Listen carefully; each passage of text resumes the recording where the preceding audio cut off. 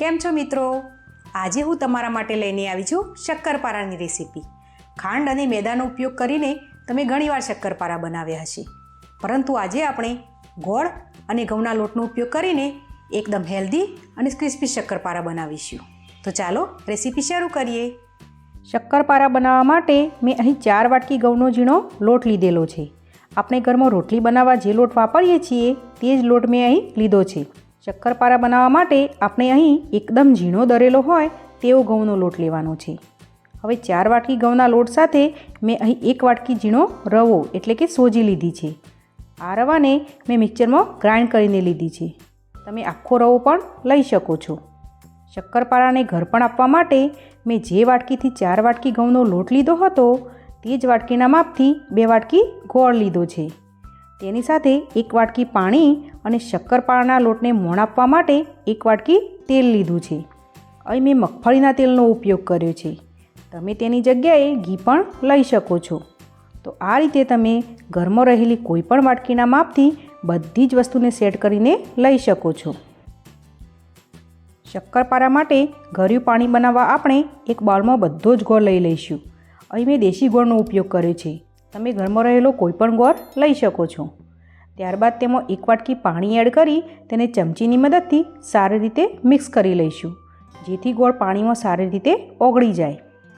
અહીં મેં ગોળને છરીની મદદથી ઝીણો સમારીને લીધો હતો, જેથી તે પાણીમાં સહેલાઈથી મેલ્ટ થઈ જાય. પરંતુ જો ગોળ જલ્દીથી ઓગળે તેમ ન લાગતું હોય તો તમે તેને આ રીતે હાથથી મસળીને પણ મેલ્ટ કરી શકો છો. હવે બધો જ ગોળ પાણીમાં સારી રીતે ઓગળી જાય એટલે આ પાણીને એક વાસણમાં ગળણીની મદદથી ગાળી લઈએ, જેથી ગોળ મેલ્ટ થયા વગર રહી ગયો હોય કે તેમાં કોઈ પણ કચરો હોય તો તે નીકળી જાય. હવે શક્કરપારાનો લોટ બાંધવા માટે એક વાસણમાં બધો જ લોટ લઈ લઈશું. અહીં મેં લોટને પહેલેથી જ ચાળીને લીધો હતો. જો લોટ ચાળવાનો બાકી હોય તો આ સમયે લોટ સારી રીતે ચાળી લેવો. હવે તેમાં રવો એડ કરશું. હવે શક્કરપારાને ફ્લેવર આપવા માટે થોડો ઇલાયચી પાવડર અને ચપટી મીઠું એડ કરી તેલને ગરમ કરીને એડ કરશું. અહીં તેલ એકસાથે બધું જ એડ નથી કરવાનું. તેલ ગરમ હોવાથી તેને પહેલાં ચમચીની મદદથી અને ત્યારબાદ હાથની મદદથી આ રીતે મસળીને લોટ અને તેલને બરોબર મિક્સ કરતા જઈશું. તેલનું મોણ લોટમાં ચેક કરતા જઈ જરૂર હોય તેટલું જ મોણ આપણે અહીં ઉપયોગમાં લઈશું. અહીં આપણે લોટને ભેગો કરી હથેળીમાં આ રીતે દબાવીએ તો તે આ રીતનો બંધાય એટલું મોણ આપણે અહીં લેવાનું છે, એટલે કે મુઠ્ઠી પડતું મોણ આપણે અહીં રાખવાનું છે. હવે તેની અંદર આપણે બનાવેલું ગોળનું પાણી થોડું થોડું મિક્સ કરતા જઈને લોટને ભેગો કરતા જઈશું. લોટને આપણે મસળીને બાંધવાનો નથી, માત્ર લોટને હળવે હાથે ભેગો જ કરતા જવાનું છે. અહીં આપણે ના બહુ કડક કે ના બહુ નરમ એવો મીડિયમ લોટ બાંધવાનો છે. અહીં જરૂર મુજબ થોડું થોડું પાણી એડ કરતા જઈ લોટને ભેગો કરતા જઈશું. લોટ વધુ પડતો ઢીલો ના થઈ જાય તે માટે જરૂર પૂરતું ગોળનું પાણી લઈને લોટ બાંધી લઈશું. લોટ બાંધવા માટે મેં અહીં જે ગોળનું પાણી બનાવ્યું હતું તેટલા જ પાણીથી પરફેક્ટ લોટ બંધાઈ ગયો છે. જો આ સમયે લોટ તમને વધુ કઠણ લાગતો હોય તો થોડું પાણી એડ કરી આ રીતનો પરફેક્ટ કરી લેવો.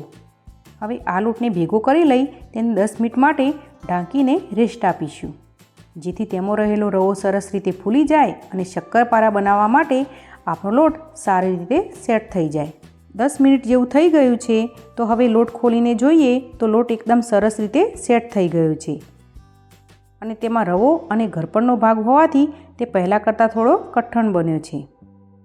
હવે આ લોટના 3 સરખા ભાગ કરી લઈએ અને એક ભાગને લઈ હળવે હાથે તેનો ગોળ લુઓ બનાવી લઈશું. ત્યારબાદ ઘરમાં રોટલી બનાવવા જે આડની વાપરતા હોઈએ છીએ તે અથવા તો આ રીતની કોઈ પણ પાટલી લઈ તેના પર થોડું તેલ ગ્રીસ કરી લઈશું. હવે તેના પર શક્કરપારાનો રોટલો વણવા માટે લોટ લઈ લઈશું. હવે હળવા હાથે તેને વણતા જઈશું. લોટ થોડો કઠણ અને ચીકણો હોવાથી ધીમે ધીમે બધી જ બાજુથી લોટને આપણે સારી રીતે વણી લઈશું. મેં તેને અહીં લંબગોળ શેપ આપતા જઈને વણી લીધો છે. તમે કોઈપણ શેપમાં એને વણી શકો છો. આ રોટલાની ફરતે આપણને તિરાડવાળો ભાગ વધુ દેખાય છે. ત્યારબાદ તેને એક બાજુથી ફોલ્ડ કરી તેને હળવે હાથે તેનો ગોળ રોલ વાળી લઈશું. લોટનો રોલ વળી જાય એટલે તેને પાટલા પર આ રીતે ઊભું મૂકીશું ને હાથની મદદથી હળવું પ્રેસ કરી ફરીવાર તેને લંગોળ શેપ આપીને વણી લઈશું. તમે ઈચ્છો તો લોટને એક જ વાર વણીને પણ તેમાંથી શક્કરપારા બનાવી શકો છો. આ રીતે બીજી વાર વણવાથી લોટ થોડો સોફ્ટ બની જાય છે અને તેની કિનારીનો ભાગ વધુ ડ્રાય નથી રહેતો અને તેની ફરતી તિરાડો પણ ઓછી પડે છે. તેથી જ્યારે એને શક્કરપારાના શેપમાં કટ કરીએ ત્યારે ફરતીથી લોટ ઓછો કટ કરવો પડે છે અને બધા જ લોટના એક સરખા શક્કરપારાના પીસ તૈયાર થઈ જાય છે. અહીં આપણે આ રીતની થિકનેસવાળો રોટલો વણીને તૈયાર કરવાનો છે. તમે આ સમયે એના પર ખસખસના દાણા સ્પ્રિંકલ કરી એકવાર વેલણ ચલાવી લઈ ખસખસને શક્કરપારા પર સેટ કરી પછી પણ શક્કરપારાના પીસ કરી શકો છો. હવે આપણે આ રોટલામાંથી ફરતી રહેલો વધારાનો ભાગ કટ કરી લઈએ ને પછી શક્કરપારા બનાવવા માટે મીડિયમ સાઇઝના પીસ કરી લઈએ. આ પીસને હવે હળવે હાથે પાટલા પરથી ઉખાડીને તરવા માટે છૂટા પાડી દઈએ. તમે જોઈ શકો છો કે આપણા એક સરખા સાઇઝના ને એક સરખી થિકનેસવાળા શક્કરપારા તરવા માટે એકદમ તૈયાર છે. તો હવે તેને તળી લઈએ. શક્કરપારા તરવા માટે મેં અહીં તેલ ગરમ થવા માટે મૂક્યું છે. હવે તેલ બરોબર ગરમ થયું છે કે નહીં તે ચેક કરવા માટે તેલમાં શક્કરપારાનો નાનો પીસ એડ કરીએ તો તેમાંથી હળવા બબલ્સ ઉપર આવવા લાગ્યા છે, મતલબ કે આપણું તેલ હળવું ગરમ થઈ ગયું છે. તો આ સમયે શક્કરપારાને ઝારામાં લઈ તેલમાં એડ કરી દઈશું જેથી એકસાથે ઘણા બધા શક્કરપારા તેલમાં એડ થઈ શકે અને એકસાથે કૂક થવાથી બધા શક્કરપારાનો કલર એક સરખો જળવાઈ રહે.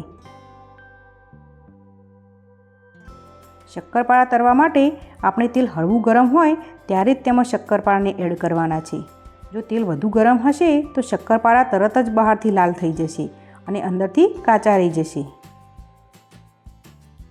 શક્કરપારા તેલમાં એડ કર્યા બાદ તેને પલટાવવાની ઉતાવળ કરવાની નથી. થોડીવાર શક્કરપારા તેલમાં સેટ થઈ જાય પછી ચમચાની મદદથી તેને હળવે હાથે હલાવતા જઈ કૂક કરતા જવાનું છે. શક્કરપારા તરવા માટે ગેસની ફ્લેમ લો ટુ મીડિયમ જ રાખવાની છે જેથી શક્કરપારા અંદરથી જરા પણ કાચા ના રહે. અહીં આપણે તેલમાં સહેલાઈથી ફેરવી શકીએ તેટલા જ શક્કરપારા તેલમાં ઉમેરીશું. શક્કરપારાને સતત હલાવતા જઈ અને તેને બધી જ બાજુથી સારી રીતે શેકી લઈશું. 5 મિનિટ જેવું થવા આવ્યું છે ને શક્કરપારાની અંદર બબલ્સ પણ ઓછા થવા લાગ્યા છે ને શક્કરપારાનો કલર એકદમ સરસ ગોલ્ડન બ્રાઉન આવી ગયો છે. તો ગેસની ફ્લેમ લો કરી બધા જ શક્કરપારામાંથી તેલ સારી રીતે નિતારી લઈ તેને એક વાસણમાં લઈ લઈએ. તો તૈયાર છે આપણા હેલ્ધી અને સ્ક્રન્ચી એવા મીઠા શક્કરપારા. આ શક્કરપારાને તમને તોડીને બતાવું તો એ બહારથી એકદમ સ્ક્રન્ચી અને અંદરથી એકદમ સોફ્ટ બન્યા છે. આ શક્કરપારા ઠંડા પડે એટલે તેને એરટાઇટ ડબ્બામાં ભરીને 1-2 મહિના સુધી તેને સ્ટોર કરીને પણ વાપરી શકો છો. ગોળ અને ઘઉંના લોટનો ઉપયોગ કરીને બનાવેલા આ હેલ્ધી શક્કરપારા એકવાર ચોક્કસથી ટ્રાય કરવા જેવા છે. જો તમને આજની મારી રેસીપી ગમી હોય તો મારી ચેનલને લાઇક અને સબસ્ક્રાઈબ કરજો અને બેલ આઇકનને દબાવવાનું ભૂલતા નહીં. તો ફરી મળીશું કોઈ નવી રેસીપી સાથે. ત્યાં સુધી આવજો.